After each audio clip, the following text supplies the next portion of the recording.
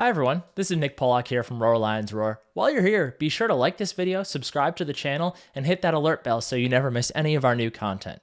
And if you prefer to listen instead of watch, make sure you check us out on your podcast platform of choice where you can subscribe and download each new episode. Thanks for watching and thanks for listening. Go State! Hi everyone, welcome to this edition of Roar Lions Roar. I'm your host Bill DeFilippo, joined tonight by my co-host Matt Filipovitz. Matt, what's going on? Bill, I told you the story of how my Saturday began with me walking home from Home Depot carrying multiple 2x4s, and I can't believe how stupid I looked just wandering around through and around DePaul's campus just with two big old slabs of wood trying to find the best way to get home. So I've recovered from that, and now I'm excited to talk about Penn State getting back on the right track against Indiana. Are we excited to talk about that? Listen, the game was gross. It was, I really thought that Penn State was going to lose on Saturday. And anytime they can completely flip the script in two very hilarious ways, in the actual ability to throw it deep, and then two fifth-year seniors kicking the ball 30 yards out of the back of the end zone for Penn State to make it a two-score win, it ended up being a pretty hilarious ending to a pretty gross game. Yeah, obviously, if you are listening to the pod, you are aware of what we're talking about. But Penn State picked up a 33-24 win over the Indiana Hoosiers on Saturday to move to 7-1 on the season. The Nittany Lions actually moved up one spot in the AP poll after that because of Oklahoma's loss. They are now up to the number 9 team in the country. I was a little bit surprised none of the teams behind them jumped them considering the performance. But I think this is... I think I want to just start, Matt, before we dive into the offense, before we dive into the defense. Once we get past this part, we're going to start by talking about Penn State's defense. So if you just want to hear a lot of cope about Penn State's offense, you can scroll to after the home field ad. But this was a very weird game, and it was a very weird game in a lot of very weird ways. I think just generally, I want to start by asking Matt, how are we feeling after that one? Because Penn State picked up a win, but it was a really bad way to go about it. But at the end of the day, it's still a win, and we saw one or two things that we had kind of been like dying to see out of them for the entire season, essentially. Yeah, you can. What's the phrase, Bill? Is it D's get degrees? You can pass a test with a D, and that's kind of what the Indiana game was all about. Teams have bad performances all the time. Like, these really great teams have a clunker or two. Like, what was it? Florida State beat Boston College by like 2. Washington's had a ton of clunkers lately, despite them being a pretty good team. Like, you can go out there and have these kinds of performances. I will say, I really was hoping to see the hangover effect of James Franklin teams after losses not come into play here, with all of the new faces that are now big pillars of this team. It didn't happen. They looked slow. They looked flat.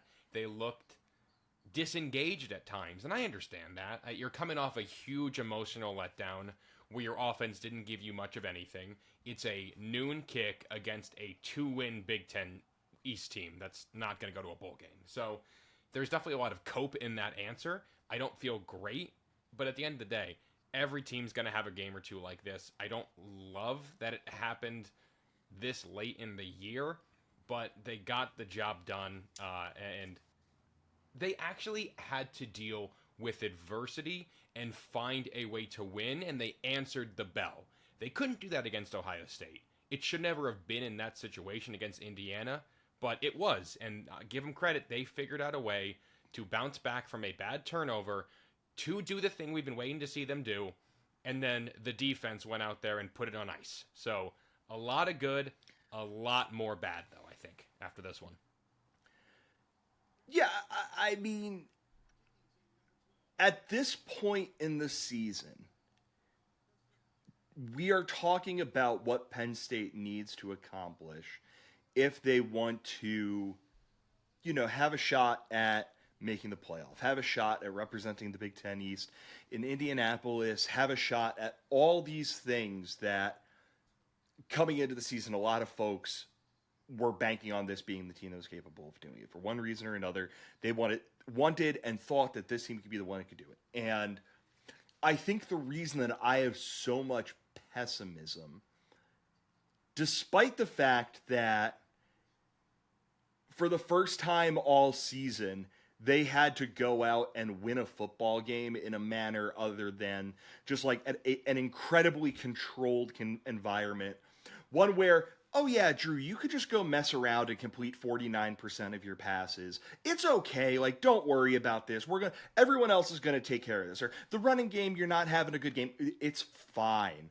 It's fine. Northwestern isn't going to threaten us all that much. You can have a bad day. It's okay.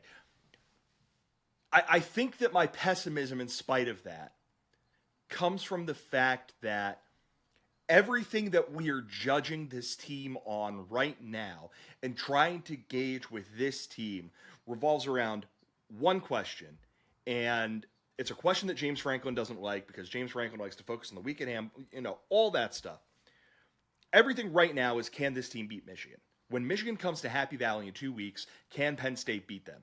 And for the second week in a row, the Ohio State game and this one, Matt, my thought is, if that Penn State team runs out of the tunnel at Beaver Stadium on November 11th at noon to take on Michigan, that game's over by halftime. And yeah, I think that's fair to say. And we can sit here and we can celebrate their successes and the stuff that we like, and we're going to do all of that. But I do not think, as of right now, I think compared to where they were for the first 6 games of the season, it feels like they've taken a considerable step back, Matt. And if I'm wrong, go ahead, tell me I'm wrong. If you think this was a one-off, because there were a lot of ways where I think there's pessimism about this result that I think were just kind of fluky things, and we'll talk about those in a second. Do you think I'm wrong? Do you feel better, worse, about the same about 2 weeks from now, Penn State being able to? I mean, we'll talk about Maryland at some other point, but 2 weeks from now, be able to get over that big hump that is now getting to the point where it's going to define the entire season? This is such a good question, because there's obviously the big thing that we needed to see from Drew Aller, Bill.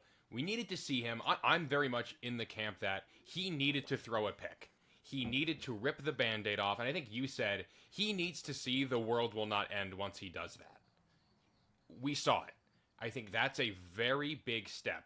I think after that, he actually chucked it deep and let his guy make a play. I think there's a positive in that regard.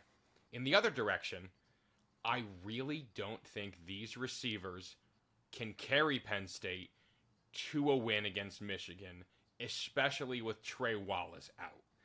I was really, really, really hoping that Trey Wallace was the missing piece, and that the reason the passing game didn't look that impressive was because he was out.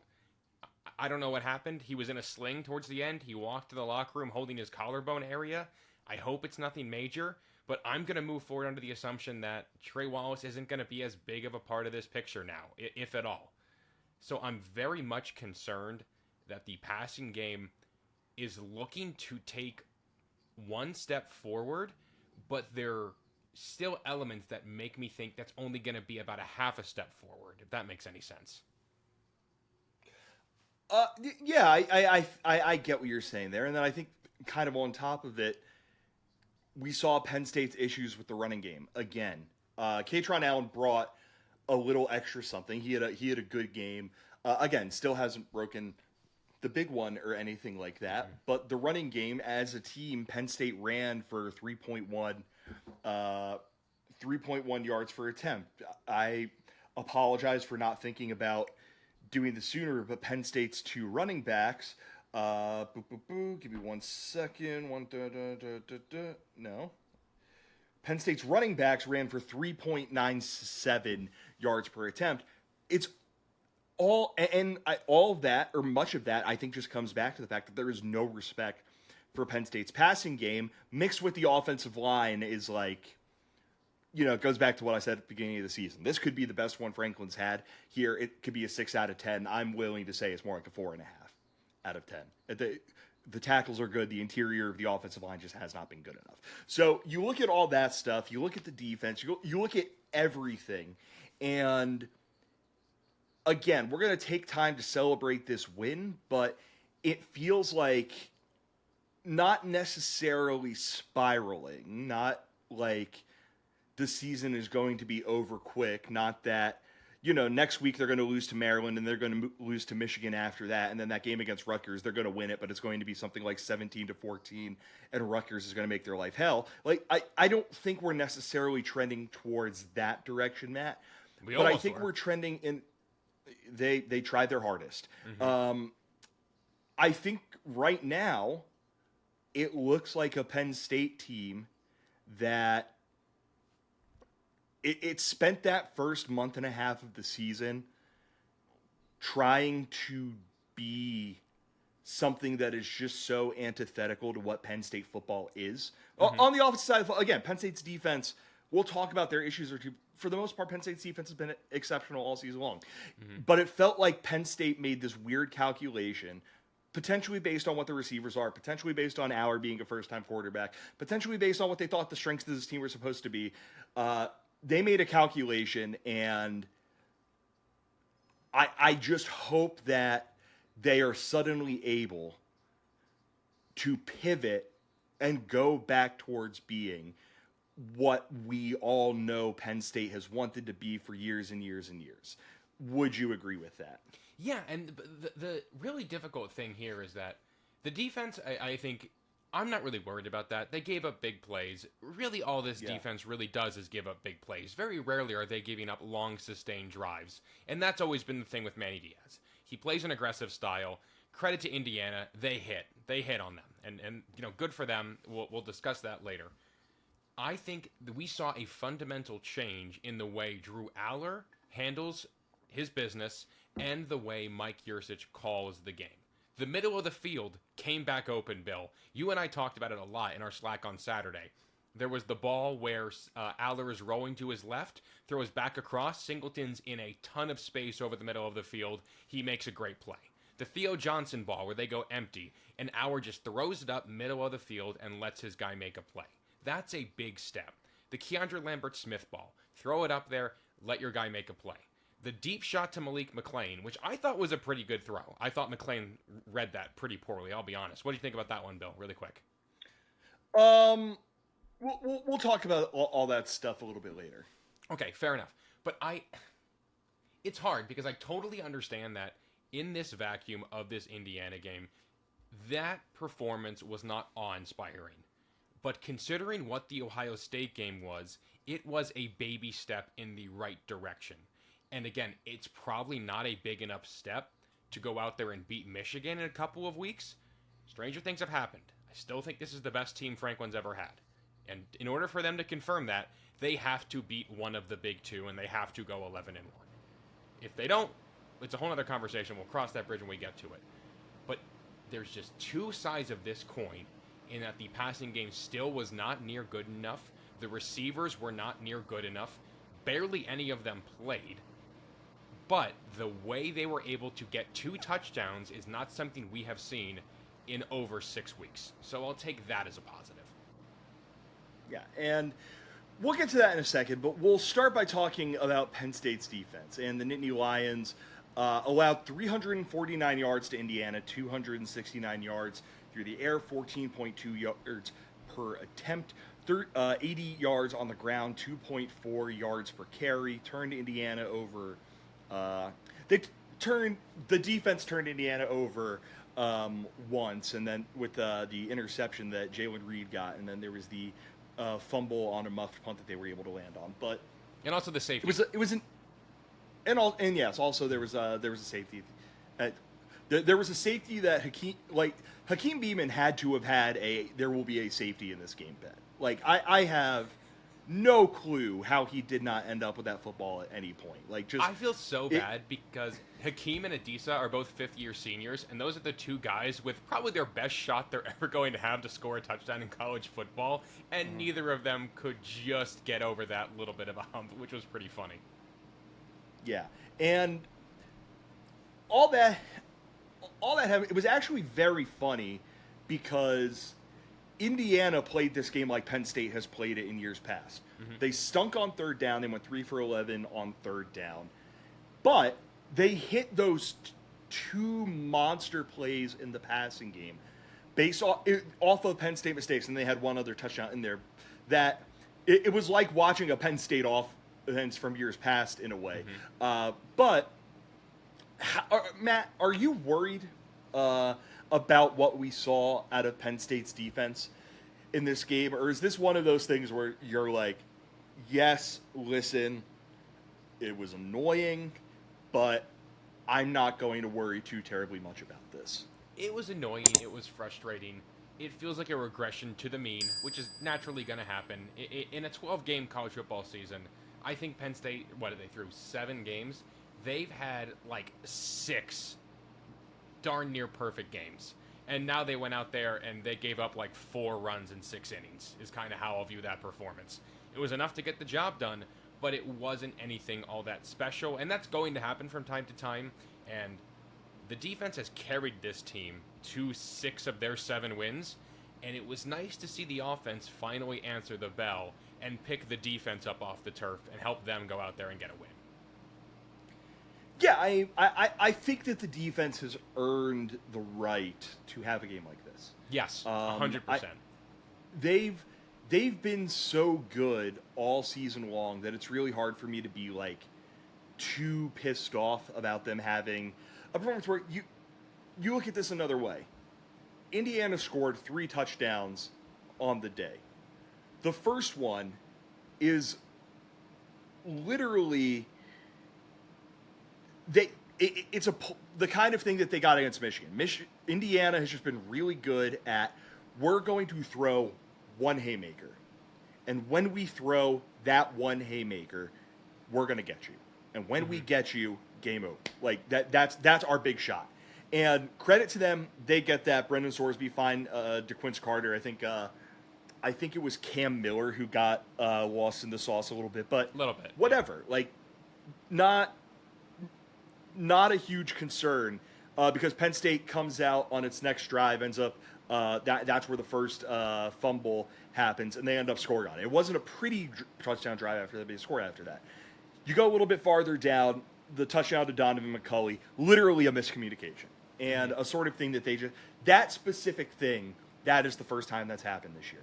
Yep. And I also think it's worth mentioning, Matt, that they had that happen on their first drive after Daquan Hardy fields and returns a punt for a touchdown, and it gets called back. So I think everything just feels a little bit different because a swing that radical ends up happening. Yep. So you put those two things in there.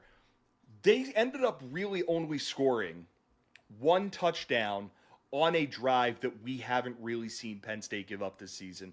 12 plays, 80 yards, that sort of thing. So I'm not too terribly concerned. What I will say, I thought they really missed Chop Robinson. Yes. I thought their running defense in the second half was weirdly just not quite up to its standard. And I thought they made some really weird decisions on how much space they were giving Indiana's receivers on 3rd and 4th down plays. So, like, are any of these things issues that you think were, we had hints at them up to this point of the season? Are things that are going to rear their head down the stretch here? Or do you think literally if not literally, most things in this game can be chalked up to they had a really bad day, that happens? It's tough because that one sustained drive, I feel like kind of shows that the Penn State defense has been worn down by the last 2 weeks. Think about it, like nobody really played on the defense, really played more than like 40 snaps at any given point of the year. They had to go out there and play a complete game pretty much on their own against Ohio State. And then they went out there, and because of the mistakes they made, they had to play another pretty darn near complete game against Indiana. And I think just with how the season has gone, they weren't used to that. They weren't used to having to be the unit that slams the door shut on a game. because the door has been shut pretty much the entire time an offense has stepped on the field against the Penn State defense. So I think it's a little bit of, yes, it was a one-off kind of performance. It was 3 just tip your hat to him kind of plays to give up some touchdowns there. I think them really bottling up when Drew Auer threw that really bad pick in the red zone was really impressive. I thought that could have easily started to spiral even further for Penn State. And credit to the defense, they figured out a way to buck up and get off the field with only a field goal allowed. So I think it's a little bit of, yes, it's a one-off, but there's also elements here that they really haven't had to do this, and they're still learning how to go out there and play that complete 4-quarter performance. Yeah, and it's worth mentioning that before the touchdown drive, their first drive of the second half, they missed a field goal, but it came on a 14-play, 56-yard drive where they were just happy to nickel and dime and take what Penn State gave them and just chip away, chip away, chip away, chip away. I say that to say this. They had their 3 touchdown drives. One play 90 yards, one play 69 yards, 12 plays 80 yards. Here's every other drive that Indiana's offense had in this game. A 3-and-out, a 3-and-out, a 3-and-out, 6 plays, and then a turnover on downs where they moved it 25 yards. And then a 4-play drive that ends in an interception, gets to the second half. That 14-play, 56-yard drive in there. A 3-and-out. That weird drive after the interception where Tom Allen played for a field goal for reasons that will never make sense to me. And then the safety. So I think when you look at it like that, and yes, you admit that there were those lapses, the 2 big plays for touchdowns, the touchdown that they ended up giving up on a longer sustained drive where Keaton Ellis just had a really, perfect form tackle on Daquan Hardy to let him, the guy, walk into the end zone. There was that 4th down near midfield that ended up being the turnover on downs drive, where it's a 4th and 3. The ball is snapped over Sorsby's head. He runs back to get it. He makes this play where he's able to get the ball to Trent Howland, who has to run 7 yards to pick up the 2 for the first down, and he's short by a 1/4 of an inch. And it's like, so many of my concerns in this game, Matt, came down to little lapses. And I think that's ultimately why I'm not too terribly, it was annoying. In a way, it was a little bit disappointing, but I'm not too terribly concerned about it being a big picture thing, because little lapses like that are things that I'm willing to say I think they will iron those out, particularly if and when Chop Robinson and Amin Vanover come back and they have a little bit more depth up front. Yeah, get it right for Maryland. Maryland's a better offense than Indiana was. Get it right, and hopefully we can kind of put this to bed here and, really say that was the outlier more than a thing we're now going to have to start keeping an eye on as we get into the last third of the season, which is crazy to think about that we're like in November already. Yeah, and do you want to know what else is pretty crazy to think about, Matt? I'm going to guess it's with the holidays coming up, the deals we can get at homefieldapparel.com.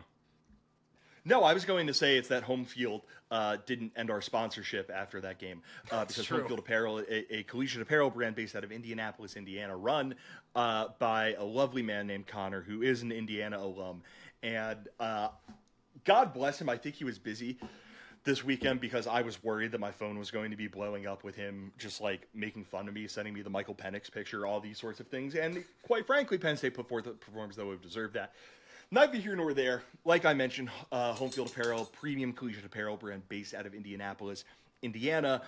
If you are a Penn State fan and you want to be able to get just new Penn State gear for your collection that doesn't look like anything else you have in your collection, Home Field Apparel is the best possible place for you to get that. And I would say that even if they weren't the sponsor of this podcast, whether it's a t-shirt, whether it's joggers, whether it's a hoodie, whether it's a long sleeve shirt, whether any of these various things, they just have this brand new bomber jacket that they ended up putting out that is beautiful. It's so all cool. This stuff, it's awesome.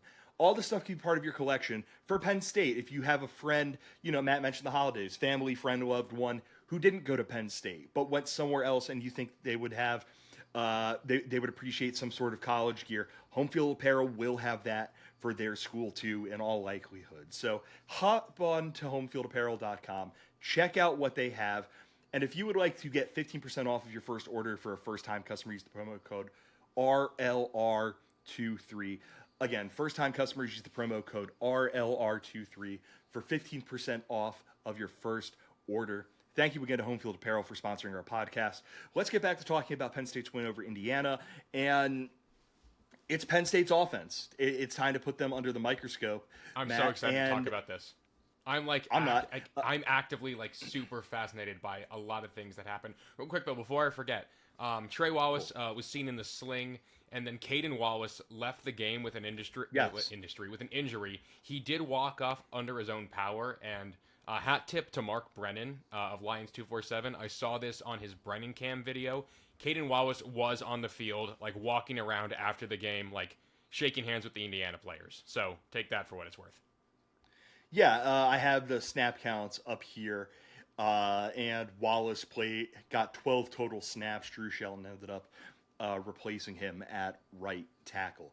Penn State's offense picked up 342 total yards in the day, 210 through the air for 6.8 yards per attempt, 132 on the ground for 3.1 yards per attempt. That one turnover, Drew Aller threw his first interception of the season at just about the worst possible time. It was very reminiscent of Sean Clifford's pick six against Purdue. Just when in the game he threw it, how he threw it. You know, the guy could have fair caught it if he really wanted to. But Penn State 7 for 18 on third downs on the day. Obviously a point of emphasis after they went 0 for a billion or 1 for a billion, whatever it ended up being against Ohio State last week. And Matt, Penn State's offense, they did a few things that I've wanted to see them do. They faced a level of adversity that they've needed to face. They did their job in overcoming all of that, and I'm getting all of that stuff out of the way to basically say, just thinking about it today, gave me horrible agita. It wasn't a fun performance to sit through. Yeah, and I think we've got to tell the full story here. And I'm really glad you brought up the Cliff Purdue pick, because it really had me thinking. The Purdue game, after that pick happened, I was ready to pull the plug. And I held that against Clifford the entirety of the year, that it was his 6th year, and he had a throw like that. And then to his credit, he did the thing Sean Clifford did, I think, better than a lot of other quarterbacks in the Big Ten of that era. He was cool, he was collected, he stayed composed, he orchestrated a really impressive game-winning drive, which got, if I remember correctly, 5 players caught a football on that drive. He got a lot of people involved. He did what he knew how to do to get Penn State the win. What Drew Aller has not known how to do is to take those deep shots. So he was forced out of his comfort zone by throwing that interception, and he responded by doing the thing we hoped he was able to do based upon his recruiting profile, and that was throw it deep, accurately, give your guys a shot to make a play, and let your playmaker do it. They did that to Keandre Lambert-Smith in the best way possible. That was fantastic. I really do believe that ripping the Band-Aid off of that interception in that high stakes of an environment was the best thing to ever happen to Drew Aller. Congrats to him, by the way. He broke the NCAA record for career passes to start a career without an interception. He broke RG3's record by 100. That's great. Now let's go win 11 games, is really what this has to go to now. He's got the first one out of the way. It didn't kill him. Actually, I think it made him a lot more fearless by throwing that deep ball. And I know that's one play in a very large sample size that says this offense is not up to par, but we're looking for moments similar to the Irvin Charles touchdown was in 2016, where you can point to one play, I think, as where the switch flipped. I really am hopeful and optimistic that that interception is going to be the moment where that switch flipped. And now Drew Aller feels comfortable and has the freedom to just start airing it out, because teams are going to let him do it. Yeah, I mean, one thing that was striking to me is that even before that, I think Aller took 2 or 3 other shots down the field. One was to McLean. One I think might have been to I think one was to Cephas, and he just kind of both of them I think just got bumped off of their line, and then obviously the one to Keandre. Did you see Keandre Lambert-Smith's quote after the game by chance? No, I know you guys talked about it because somebody brought up the that tweet about like what receivers tweet after games. Was it something like that? I was the one who dropped it in Okay. into our little chat where it was, there's a very famous tweet about what a typical quarterback, running back, tight end, wide receiver tweet is. Keandre Lambert-Smith's quote on the touchdown. So it was this is from, I want to make sure I have the credit correct here. Sam Wollison of the Daily Collegian. So it was a slot fade. I seen man coverage. I look, no safety. I was ready to cook, not going to lie. Unbelievable. I love like that. Like after everything we've seen, to still have that confidence and to still have that belief is awesome. Like there's every reason to think I can run this route and they will not throw it my way. But for Keandre Lambert-Smith to say like, no, I want this ball to come to me is awesome. We need that. Yeah, you need your number one receiver to have just kind of that mentality. Especially when you think about it, one of the kind of big plays that made it feel like it was not going to be Penn State's day was, I can't remember exactly which drive it was. Was it? It might have been the missed field goal drive. Yeah, I think it was the missed field goal drive. It was. It's that third and 11. Aller throws it down the field. There's no reason Keandre Lambert-Smith shouldn't catch that ball where he just like kind of has to readjust, but he jumps up in the air and it hits him square in the hands and he drops it. And yet he didn't let that get him down. He kept that ton of it. And I think Keandre deserves a ton of credit for that. I am not nearly as optimistic about Drew throwing a pick and being like a turning point for him. And the basic reason why is that we've seen him really struggle this year. We've seen him, how many times this year do you think he's been chewed out in film for, again, it's not an interception, but he's missing guys who are wide open, whether he's just not getting them the football or he's not seeing them in a window where he can get them the ball. How many times this year have we seen him throw a ball that hits a defender clean in the hands and it just bounces off of their hands? How many times have we seen the offense be stuck in first gear, and a major reason why it's stuck in first gear is him? So I don't think that throwing an interception is a thing that is going to cause a switch to flip, is going to cause him to suddenly, come out next week against Maryland and go 35 for 43 with 5 touchdowns. I don't think any of that's going to happen. But what I think is big for him, the manner in which he threw, not the touchdown to Khalil Dinkins, which it seemed like he did everything in his power to not look at Khalil Dinkins. And then that play went on forever. That play went on for like a year, it felt like. But what I think was big for him, and what I hope was big for him, and I hope this provides a bit of a launching off point, is he throws a touchdown to Theo Johnson where he has a one-on-one middle of the field. Theo's running a go route into the end zone, and he just has to put the ball up there and let his playmaker make a play. And I don't know if he hasn't trusted his receivers enough, if he just hasn't been looking in those areas, whatever. But everything that we have seen Drew Aller not do this season, he did on that touchdown. He did on that one to Theo Johnson, and his faith in Theo to make a play was ended up being rewarded for it. And I think that was, I hope that was a big kind of get over the hump moment for him, because he quite frankly needs that. That was Theo's first touchdown this year against a team that wasn't UMass. Yeah. I hope that's like that's ridiculous to me. Theo Johnson should be a matchup nightmare, a guy who you are actively hunting out, because no team has a guy with the physical profile that can handle him.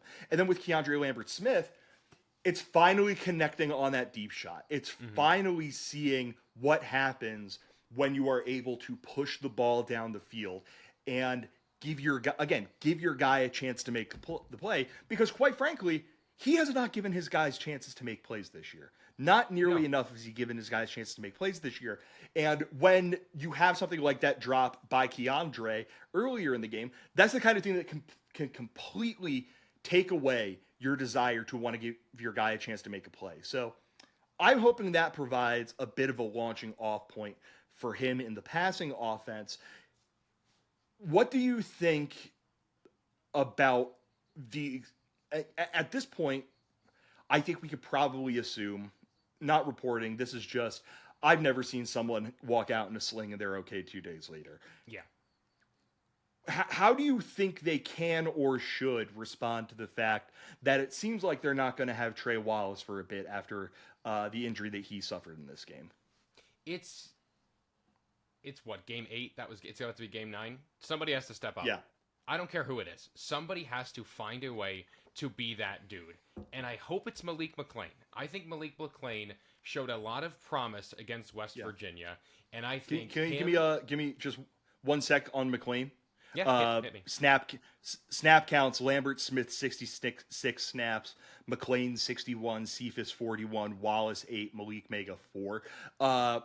Seems pretty telling to me who's going to get the first bite at the apple to be the guy who lines up across from Keandre Lambert Smith at Penn State needs a second wide receiver. Yeah, so give me Malik McClain to step up, and then now that it looks like the middle of the field is open for business, I think a lot more 12 personnel is going to be really smart. I really do think that between Theo Johnson and first overall pick Tyler Warren, who, real quick, had an awesome onside kick recovery, people sleep, first overall pick. I think those two can now become a lot more involved. They've been such a big part of the offense, especially in the red zone, and especially Tyler Warren. But now if Aller feels confident enough to actually take those 15-yard shots where it's their one-on-one against the linebacker, I want to see them go out there and start to produce in that environment. So I really do think Malik McClain has to go out there and say, this is my job now, and I am going to become a real asset to this team. Or the tight ends are just going to have to say, okay, let's build even more of the plane out of that unit. So it's definitely not ideal to see Trey Wallace go down again.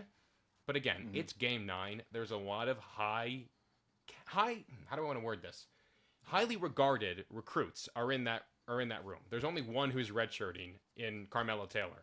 Everybody else should view this as a chance to go out there and gain more snaps. Nobody's claimed it so far, and just by nature of what it looked like on Saturday, Malik McClain has to become a true number 2 if this offense is going to continue to take those baby steps forward. Yeah, I think that the thing with Wallace that he theoretically brings when he's healthy and he's playing is 6'1", 194, really great athlete. He gives you the kind of bigger, more physical threat at wide receiver that serves as a bit of a counterbalance to Keandre Lambert Smith, who is more of a speedy, quick guy. Dante Cephas, more fast option at receiver. And if you don't have, if they don't have Wallace to do that, McClain just makes sense as the next guy. I'm glad you brought up the tight ends, though, because I think if he is out, if Trey Wallace is out, using the tight ends and kind of building the offense around the ability that they have as wide receivers, it's a risk. Don't get me wrong. I don't know what that does. I'm not savvy enough to know exactly what that does to the running game. If it makes it, it makes it even harder to run the football because you have one fewer blocker in there, potentially block someone because they're not going out into space where they're lining up as a receiver, just whatever that ends up doing. But I think in Theo Johnson, you have the guy that brings size and athleticism and physicality and could go up and make those contested catches in a way that nobody else has proven that they could do. And then in Tyler Warren, he can bring a bit of that, but I'm imagining him as more slot receiver isn't the right way of putting it, but if it's a 3rd and 4 and you need to convert, who's the guy? Who do you trust more to be able to just bring the ball in than Tyler Warren 1 yard past the sticks? And I think that element of the passing offense, I've wanted them to show that all season long. I wanted to show a little bit more of that all season long. Keandre Lambert-Smith is Penn State's #1 receiver with 41 receptions. 2 and 3 are Theo Johnson and Tyler Warren with 20 and 19. And then Nick Singleton's in there with 19 receptions as well. This is an opportunity to potentially unlock what those guys can bring you as receivers.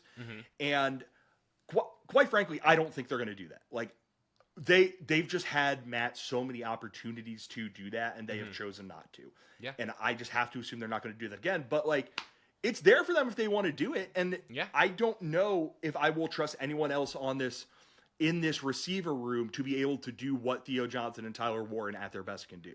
Yeah, I mean, that's totally fair. And Khalil Dinkins is proving to be a pretty efficient guy in his limited snaps as well. So that's also an option, I think. In, what that really looks like for a third tight end, probably limited again. But, if you're at this point, you're looking for guys who can move the sticks. And I think Dinkins can do that. Yeah, and if that means fewer opportunities, I went through those snap counts again. Here are some names that I didn't read. Liam Clifford, Caden Saunders, Omari Evans. The guys that we expected Penn State to rely on in these sorts of situations, not just didn't get a reception, they didn't catch a football. They didn't play. They did not play in this football game. And I think if we are going to see, maybe it really was just we don't want to adjust that much on the fly. They'll do stuff this week. I don't know, man. It really does seem like if this Penn State team is going to bring in another body at receiver, it's going to be Malik McClain, it's going to be Dante Cephas, and then it's going to be fighting for scraps next to Keandre Lambert-Smith. It's just so hard for me to imagine that at this point anyone can really separate themselves unless this, opportunity just leads to it in a way that we haven't seen yet. And it's kind of what we thought it was going to be, too. We thought it was going to be Keandre Lambert-Smith, and we thought it was going to be Dante Cephas. If you think back to, this winter, and then, Trey Wallace started to emerge, and we've kind of ended up there now. Not in the way we were hoping for, but the third guy has quickly become Malik McClain, and again, now either him or Cephas, and I think it's going to be McClain, have to truly claim that number 2 spot.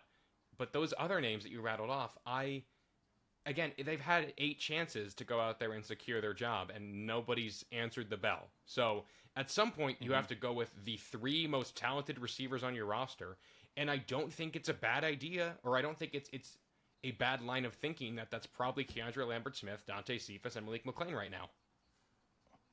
And real quick on the running backs. Kaytron Allen had a good major game. Thoughts? That Kaytron last Allen little had a very drive. good game. Yeah, that last drive where he just put his shoulder down and made a couple of really nice runs.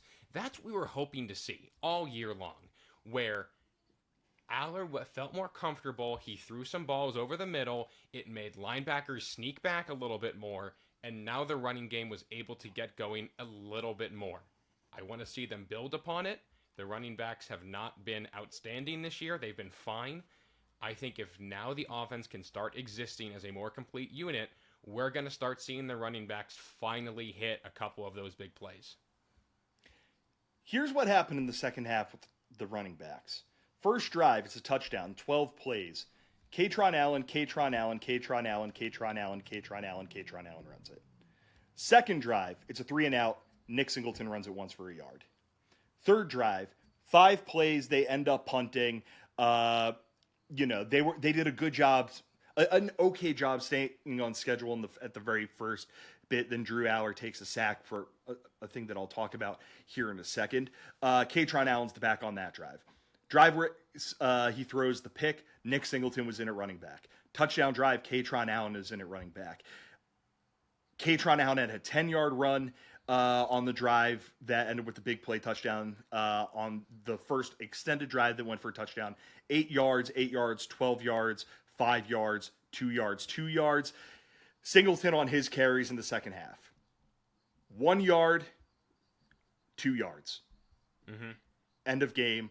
That drive, he runs for 1 yard, and then the penultimate game snap of the game, he runs for 7. At this point, it just seems to me, Matt, like Kaytron Allen needs to be Penn State's number 1 running back. For as talented as I think Nick Singleton is, the way the offense works right now is just not getting the best out of him.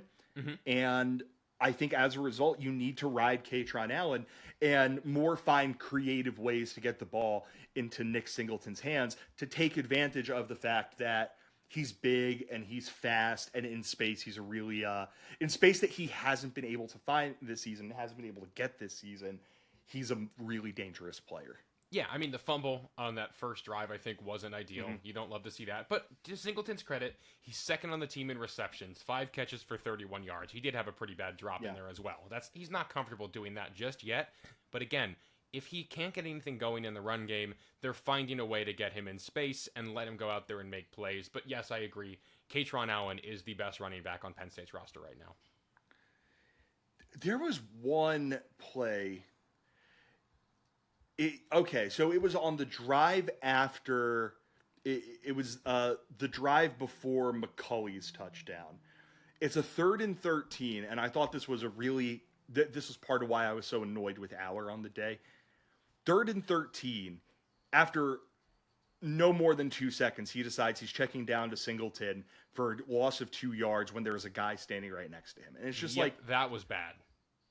That was one of the ones that was making me pull my hair out. Mm-hmm. And that's one of those little flaws with Allers. He just is too quick to get there.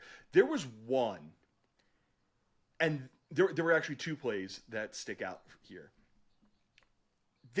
These were moments where I wanted to clip them, and I wanted to find a way to get the email address of everyone who was annoyed with Sean, who said like, well, what Sean Clifford does before the snap can't be more important than, how talented Drew Aller is, or whatever that version of it was last year.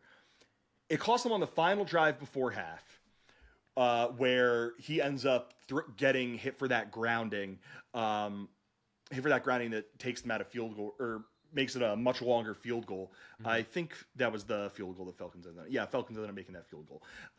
And then on the pick, go back and watch those 2 plays, because Aller goes up to the line of scrimmage, sets his protection, 44's the mic, all that stuff. He then comes back and he doesn't take one final scan of things. He just gets back there and gets ready to hike the football. Keandre Lambert-Smith is in the slot both times. Both times Indiana brings that slot corner on a blitz. And that guy isn't even trying to hide it. Mm-hmm. Keandre actually picks his hand up and points at him both times.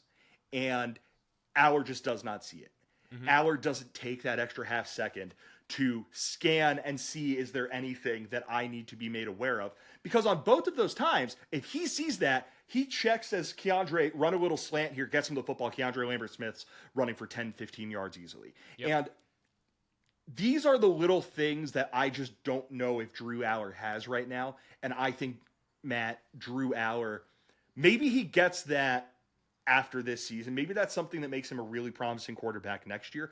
Mm-hmm. But these are the kinds of things that you don't think about, that if he tries to do this stuff against Michigan, if he can't see every single thing that Maryland is throwing at him, Michigan is throwing at him, Rutgers is throwing at him, Michigan State is running at him, we're not going to be talking about whether or not Penn State can win 11 games. We're going to be talking about if Penn State can win 10 games, because these are fatal flaws that put a gigantic cap on what this offense could potentially achieve. Yeah, 100%. And that's going to come with the reps. That'll come as things develop.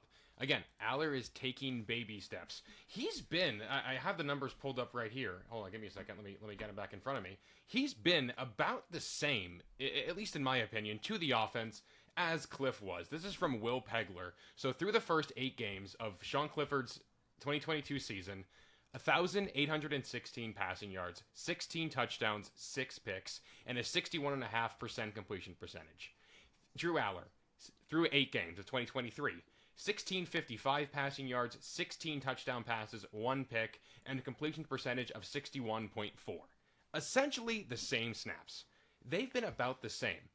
Aller's, if you put Aller's arm talent with what Sean Clifford was able to do, just with all of his experience, you have a perfect quarterback. Those two are existing in different but equally as frustrating ways that I think are holding back the offense. And Aller and Mike Yurcich and Danny O'Brien, for this home stretch of this season, need to make sure that Aller can see everything that's going on across the field. He can make every throw. He's clearly it's very important to him that he takes care of the football. Now, the last part of this, which is Clifford's biggest strength, is really understanding what he's looking at and making the proper read, the proper call, and then delivering those throws. Yeah, it's the thing that mixed with maybe he just really does need to trust his receivers a little bit more, not be so quick to come off guys. Trust him. Yeah. Yeah, and it's like things that if they can sort themselves out during the season, there's still a lot of football left and a lot of things for them to accomplish. But like ultimately, what I come back to when I think about this game for Aller, on a more positive note, after he throws that touchdown to Keandre Lambert-Smith, and obviously this is within the context of a really competitive football game, a game where they're in a dogfight, they had to come out, they had to win it. He showed some balls that he hadn't had to show all season. Yep. And he was he was in a way the architect of Penn State's demise because he just did not have a good enough game. And as the quarterback, that's something that you have to wear. And he came back from that, makes that big throw. Go back and watch after he does that. The camera cuts to him real quick. He's not a guy who gets like that. He has not been all year a guy who gets like that. He is fired up. His teammates are coming at him, really celebrating, really trying to gas him up. There's that great video that Seth Engel of the Daily Collegian got. They do that 1-0 cam thing, and he just goes right up in front of it and screams as loud as he can. He gets that post-game interview with CBS where he says, "My teammates have my back all day, offense, defense. There's no one else I'd rather be playing with all these guys." Everything, real life is not a movie. Real life is not storybook. But things are falling into place for him to have a really storybook end of this season. If he is able to take this game, kind of learn from what mistakes he got, get over whatever mental hurdles he had that he might have been able to get past in this one, build on it, and turn it into something successful down the stretch. And I think this is a really good time to get handing out game balls. Matt, for me, Drew Aller gets one, Keandre Lambert-Smith gets one for offense. For as good as Katron Allen was, Nick Singleton scored a touchdown, Khalil Dinkins gets a touchdown, Theo Johnson gets a touchdown, Drew Shelton comes in at right tackle, ends up putting in a pretty good shift. I think it has to be those two guys because we've been waiting for those two guys to do that one thing, and I think they deserve credit for finally doing it. Yeah, real quick, one more thing I want to hit on, just mention it in passing. After the safety, when Penn State got the ball back and they were trying to run out the clock, it was a Bo Prabula drive. That was new. Didn't see that coming. I think it was Aller for a snap, and then Bo for two snaps, and then Drew took the knee. Yep. Yeah, I thought that was cool. I didn't expect that. It was interesting. I'm curious to see where that goes. So just one thing I wanted to make sure that we touched upon because I thought it was interesting. Game ball. Because one of these days there will be a Bo Prabula package, whether it's this year, next year, when Ethan Grunkmeyer is the starter. I don't know, but there's going to be the threat of the Bo Prabula package will sometime at one of these days turn into a thing they actually do. And at this point, I don't care what it looks like. You know my thoughts on like these gadget play packages, Matt. At this point, I just want to see them like do it once so I can know it exists and it's not just people going crazy saying, "Oh, this is a thing. It's going to happen. Don't worry about it. It's coming. It's coming. You got to be worried about it." Yeah, it's going to come sooner or later. But game balls for me, I can't really think of two better guys, Bill. Than I mean, if you want to give it to Katron Allen, I think he definitely deserves some flowers here.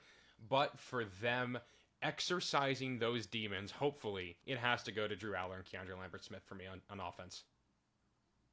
Yeah, and then on defense, I know your pick. I guarantee you I know your pick. who's it going to be? The best defensive end in college football. That it's funny because he was the guy who I was thinking of, but he also wasn't like I didn't think immediately it had to be denied Dennis Sutton, but then I thought, Chop Robinson was out, and I think that really did hurt them. Mm-hmm. They put a lot on denied Dennis Sutton. He had a nice game, just kind of in general, and then come at the hour, come at the man. Penn State, in that moment, I wanted literally anybody to make a play and just completely tamp down Indiana's chances of coming back. And denied Dennis Sutton did that, and he deserves all the credit in the world for that one. Even if he didn't have a good game otherwise, and I thought he did, he deserves it for that. Yep, I totally agree. I'm going to give mine to Jalen Reed. He led the team in tackles again. Mm-hmm. He's a better tackler than I really give him credit for, and I have to keep on reminding myself of that. But his pick, after they got burnt, I think at that point it was twice already, they got burned on deep passes, to still have Jalen Reed playing downhill and to read the ball and the play really well and make a play on it just says a lot about how this defense can move on from a bad play and stick with that attacking mentality, and it paid off. So, defensive game ball for me goes to Jalen Reed. And can I give a special teams one? Yes, of course you can. Tyler Warren, first overall pick, had a kick return on a weird pooch kick right to him. Be an athlete, love to see it. And the onside kick recovery, really, really proving that he is worthy of the first overall pick status. He's This is my favorite bit we've ever had. This is my favorite bit.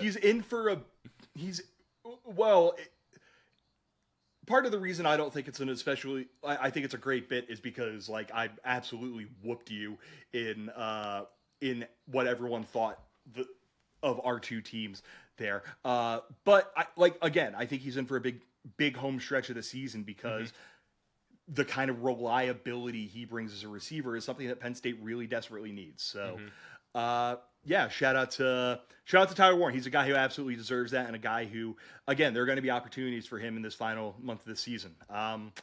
Any final thoughts on Indiana? Any final big picture thoughts? Any thoughts on Maryland that you have before we get into Maryland week, or are you good to just send the folks into the start of their week? Maryland's going to be weird, a little feisty, but they've lost 3 in a row since that Ohio State game. They're just, it's always a weird game, and if there's one Big Ten team I probably hate losing to the most, it's probably Maryland. So I hope I hope Chop comes back. It's probably his last year in college football. It'd be cool to watch him go back to Maryland and hopefully make a couple really splash plays in that environment. And just, don't look ahead to Michigan. Put on your hard hat, go to work, take care of business against Maryland, and let's see if we can really flip the narrative on this season these next 2 weeks. Yeah, for me, it's less that and more if they play the exact game they played this week in terms of you're just kind of at you're at a 4 out of 10. You're not doing much of any, you're kind of sleepwalking into this one. The difference between Indiana and Maryland is Maryland will make you pay for this. Yes. And yes, I don't think Maryland is an incredible team. They've lost 3 in a row. They did that thing that Maryland does where the calendar turns to October and they get a lot worse. But Talia Tagovailoa is a guy who's played a lot of football and has had a lot of heartache against Penn State. Roman Hembry is a really good running back. Colby McDonald, his backup, is a really good running back. Deshaun Jones, Caden Prather, Ty Felton, all 3 of those guys would be starters at Penn State. And they are instead starters at Maryland at receiver. So there's talent here. It's going to be a tricky game. It's going to be a difficult game. And you have to hope that Penn State is able to use what they did this week as a really good building block heading into next week. And with that, Matt, I think we're good. Love it. Yeah, great win. Not great win. How do I want to word this? A win that was needed. A win that they needed. They couldn't let Ohio State beat them twice. They showed a little bit of growth where they needed to show it. Obviously, you want the defense to be better, but overall, D's get degrees. They passed this test, and on to the next one. I'm pretty sure it's C's get degrees. I don't think it's D's. Well, Bill, when the offense gives me a C, or when the team gives me a C performance, I'll give them a C. Yeah, I'm pretty sure a D would be anything below a 70, and you don't get a degree for that. So, but neither here nor there. That's if you're in academia, if you want to correct either of us on that, please tweet at us at RLR blog. But that's it for today's episode of the podcast. As always, make sure you subscribe wherever you go and get your podcast. You use Apple Podcasts, leave us a 5-star review. If you use Spotify, leave us 5 stars over there. We'll use the Q&A feature to send questions in, and we'll get those read off on the pod. Follow us on Twitter at RLR blog. Hop on over to YouTube. If you use that as your podcasting platform of choice, subscribe over there. Hop into the comments section. Talk ball down in the YouTube comments. And one more time, thank you to Home Field Apparel for sponsoring the podcast. Use the promo code RLR23 for 15% off of your first order.